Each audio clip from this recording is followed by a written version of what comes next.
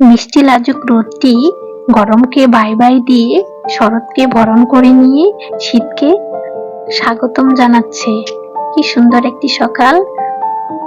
আলহামদুলিল্লাহ, আল্লাহর কাছে শুকরিয়া। এমন সুন্দর একটি সকাল আল্লাহ আমাকে নিয়ামত হিসেবে আল্লাহ দান করেছে।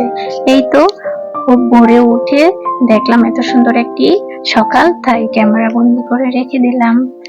আর হঠাৎ করে আমাদের ডিসাইড করা হয়েছিল যে আমরা শাপলা বিলে যাব, আর আমি জানতাম না যে শাপলা বিলে সকাল সকাল যেতে হয়। কিন্তু আমি তো গত রাত্রে অনেকগুলো কাপড় চোপড় ভিজিয়ে রেখেছিলাম, সব মিলে সকালে কাপড় চোপড় গুলা ধুয়ে নিতে নিতে আমার অনেক দেরি হয়ে গেছিল, তাই আমাদের শাপলা বিলে যেতেও দেরি হয়েছে। তো আর বাসায় নাস্তা করি নাই, বাইরে নাস্তা করে নিয়েছি। তাও আবার শাপলা বিলে যেতে যেতে আমাদের প্রায় 10:30 বা 11টা বেজে গিয়েছিল। এই তো আমরা আমাদের গন্তব্যস্থলে এসে পৌঁছে গিয়েছি। কি সুন্দর ভিউটা, একদম গ্রামীণ মনোরম পরিবেশ, সত্যি অন্তরটা ঠান্ডা হয়ে গিয়েছে। তো এখানে আমরা এসেছি ময়মনসিংহ থেকে। ময়মনসিংহ 30 সাল চেচুয়া বিলে আমরা চলে এসেছি। এই তো বাবা ছেলে এখন শাপলা বিলের ভিতরে যাবে, আমরা সবাই যাব সব মিলে, সেই জন্য নৌকাতে উঠে যাচ্ছি। নৌকাতে ভাড়া চাচ্ছিল 600 টাকা, তবে আসলে আপনারা এখানে বার্গেনিং করে নেবেন। আমরা 300 টাকা দিয়ে 1 ঘন্টার জন্য ভাড়া নিয়েছিলাম। কিন্তু দুঃখের বিষয়, যখন বিলের ভিতরে ঢুকি তো এখানে দেখি শাপলা সব চুপসে গেছে। মানে শাপলাগুলো খুব সকাল সকাল এসে এখানে কিন্তু দেখতে হয়। আমার মনটা খুব খারাপ ছিল, কারণ বিলে সেরকম শাপলা একটাও ফোটা ছিল না, সব ফুল কিন্তু একদম বন্ধ হয়েছিল। তো কি আর করা, জীবনে প্রথম শাপলা দেখতে আসছি, তাও আবার চুপসে যাওয়া শাপলা। যাই হোক, তারপর প্রকৃতিটা অনেক সুন্দর ছিল, সেটাকে আমি উপভোগ করতে চেষ্টা করেছি। তবে কয়েকটা শাপলা ফোটা ছিল। শাপলাগুলো দিনে রোদ্রেতে ফুটে আর পদ্মগুলি রাতে ফুটে। তো পদ্ম যদি দেখতে চান, ফুটন্ত পদ্ম, তাহলে আপনাকে ভোরে 6টা থেকে 8টার মাঝখানে আসতে হবে, তাহলে আপনারা পদ্ম দেখতে পারবেন, কারণ আমাদের এখানে লোকজন বলে দিয়েছে। এই তো এখানে আমি একটু ফটোশুট করে নিচ্ছিলাম একদম চুপচে সব পদ্ম নিয়ে। কি আর করা, শাপলা বিলে যারা আসতে চান তাদের উদ্দেশ্যে বলছি, আমরা ময়মনসিংহ থেকে গিয়েছিলাম। তো আমাদের সময় লেগেছিল প্রায় 1 ঘন্টার মতন। আমরা তো মোটরসাইকেলে আসছিলাম, সব মিলে আমাদের তাড়াতাড়ি লেগেছিল।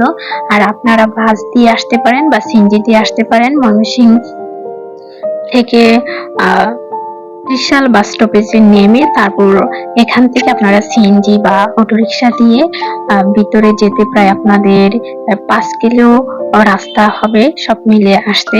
তবে মোটরসাইকেল নিয়ে যাওয়াটাই আমার কাছে মনে হয় ভালো হবে, কারণ রাস্তার অবস্থা ভালো না, সব মিলে রাস্তা খুবই খারাপ। তাই আমি মনে করি যে মোটরসাইকেল দিয়ে আসলে আপনাদের জন্য অনেকটাই হেল্পফুল হবে। শাপলাগুলো ফোটা না থাকলেও আমি কয়েকটা নিয়ে চেষ্টা করতেছি একটু মনকে সান্ত্বনা দেওয়ার জন্য একটি ছবি তুলে নিচ্ছি, কারণ যেহেতু এত দূরে আসছি, নিজেকে আর কষ্ট দিয়ে লাভ নাই, যা আছে তাতে আলহামদুলিল্লাহ, এতে আমি সন্তুষ্ট। এই দিয়ে আমি একটু ছবি টবি করে নিচ্ছি, কি আর করা।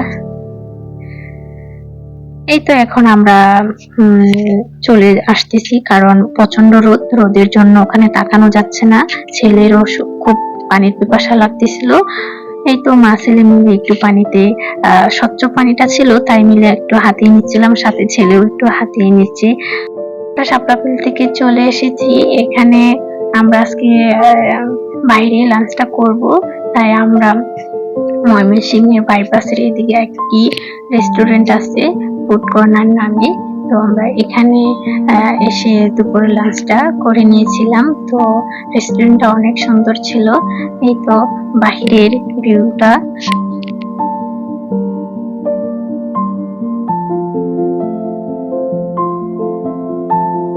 রেস্টুরেন্টটি একদমই ফাঁকা ছিল, কারণ আমরা এখানে এসেছিলাম প্রায় 1:30 বা 1টার দিকে। তো এই ফাঁকে আমরা একটু ভিডিও করে নিয়েছিলাম। আর যারা রেস্টুরেন্টের ভিডিও করতে চান বা একটু রিল্যাক্সে ছবি তুলতে চান, একটু সবসময় চেষ্টা করবেন যখন মানুষজন কম থাকে সেই টাইমটাতে আসাতে। তো এই দিক দিয়ে আমরা এসেই কিন্তু খাবারের মেনু দেখে খাবার অর্ডার করে দিয়েছিলাম, কারণ খাবার হতে প্রায় 40 মিনিট সময় লাগবে, তাই আপনারাও টাইমটা মেনটেন করেই আসবেন। সত্যি ভিতরের ইন্টারভিউটা খুব সুন্দর ছিল। সেরকম কিছু না থাকলেও কিন্তু পরিপাটি গোছানো ছিল। তবে আমার কাছে বাহিরের ভিউটাই বা থিমগুলি বেশি ভালো লেগেছে। এখানে দোলনা ছিল, উপরে বসার একটা প্লেট ছিল খুব সুন্দর কুড়ি ঘরের। আর এখানে ছেলে তো ভীষণ খুশি, কারণ সে অনেকগুলি এখানে খেলনা পেয়েছে। তো ইন্টারভিউটাতে রাতের যে লাইটিং থাকে তখন সম্ভবত বসে কফি খেলে বা সময় কাটাতে বা আড্ডা দিতে এই টাইমটা পাস করতে বেশি ভালো লাগবে। তো অনেকদিন পর বাইরে বের হওয়া, তাই একটু সারাটা দিন প্রায় কেটে গিয়েছিল একটু ঘোরাঘুরি করে, এই আর কি। আর আপনাদের সকলের উদ্দেশ্যে বলছি যে আমার পরার যে হ্যান্ড প্রিন্ট শাড়িটা ছিল এটা আমার নিজের তৈরি। যদি আপনাদের কারো হ্যান্ড প্রিন্ট কোনো ড্রেস বা কাপড় ড্রেস প্রয়োজন হয়, আপনারা অবশ্যই আমার ফেসবুক লিংক দেয়া থাকবে, সেখান থেকে আপনারা নিয়ে অর্ডার করতে পারবেন। এই তো এটা হচ্ছে বাহিরের থিমটা, তো ভালোই লাগতেছিল। এখানে মৃদুল বাতাস ছিল, সব মিলিয়ে রোদের কারণে আমরা সেরকম ভাবে বাইরে বসতে পারি নাই।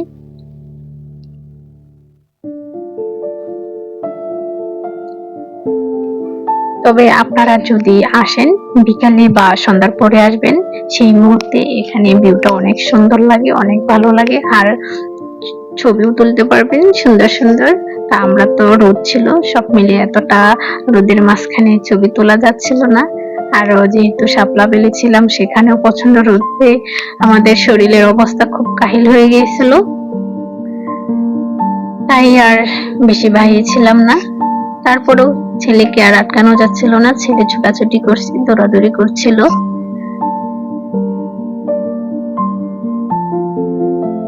তো এখানে একটা সিঁড়ি বেয়ে কোরিডোর আছে, সেখানেও কিন্তু বসা যায়। ওদের পাশাপাশি কিন্তু হালকা বাতাস ছিল, সেই বাতাসে কিন্তু দোলনাটা দুল খেয়ে যাচ্ছে। রোদের মাঝখানে আমরা বসতে পারতেছিলাম না। এই তো সামনে কোরিডোরটা, এখানেও বসা যায়, সময় কাটানো যায়। আপনারা চাইলে এসে এখানে সন্ধ্যার পরে কফি খেতে পারেন, সাথে সুন্দর লাইটিং থাকে।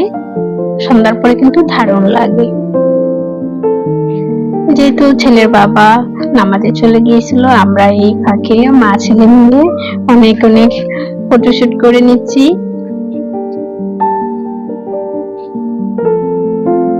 তো সে এখানে লাভ শেপ একটা প্লেস আছে, এখানে বসে সে বলছে যে মা আমার জন্য একটু ছবি তুলে দাও, এখানে একটু ভিডিও করে দাও।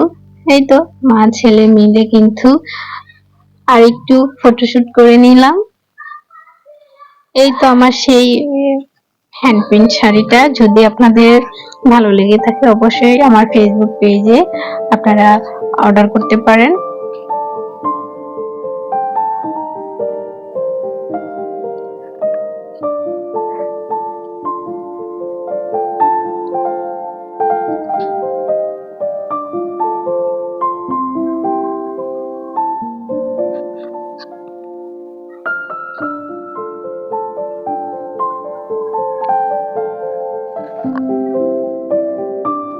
আপনারাও একদিন চলে আসুন ফ্রেন্ডস এবং ফ্যামিলিকে নিয়ে এমন নিরিবিলি একটা প্রাকৃতিক পরিবেশে সময় কাটাতে আর আড্ডা দিতে। এখানে কিন্তু খাবারের মেনুতেও বিভিন্ন অফার থাকে, আপনারা সেটা দেখে খেয়ে নিতে পারবেন। এদিক দিয়ে আমি একটু রোদ কমাতে আর একটু দুল খেয়ে নিচ্ছি, এই আর কি। এখন আমরা দুপুরে লাঞ্চে চলে আসছি। তো এখানে ফুড কর্নার রেস্টুরেন্টের মেনুতে যা ছিল এখান থেকে আমরা দেখে অর্ডার করেছিলাম মোরগ পোলাও আর হচ্ছে লাচ্ছি, যেহেতু প্রচন্ড গরম, আর কোক। যেহেতু অনেক রোদের মাঝখানে ছিলাম সারাদিন, আমরা দুপুরের জন্য সেরকম বেশি খাবার অর্ডার করতে পারিনি, কারণ অনেক অস্থিরতা কাজ করতেছিল প্রচন্ড গরমে। তো তো এখন আমরা দুপুরের লাঞ্চটা সেরে বাসার উদ্দেশ্যে রওনা দিব। তো আমার আজকের ব্লগ ভিডিওটা কেমন লেগেছে, যদি আপনাদের কাছে ভালো লেগে থাকে অবশ্যই লাইক কমেন্ট করে আমাকে পাশে রাখবেন, পাশে থাকবেন, আপনাদের ভালোবাসা দিয়ে যাবেন। আর যদি ভালো না লেগে থাকে আশা করি এক সময় না এক সময় ভালো লাগা হয়ে যাবে। সবাই ভালো থাকবেন, সুস্থ থাকবেন। আর ভিডিওটা কোনো অংশে ভালো লেগে থাকলে অবশ্যই সাবস্ক্রাইব করে পাশে থাকবেন। আল্লাহ হাফেজ।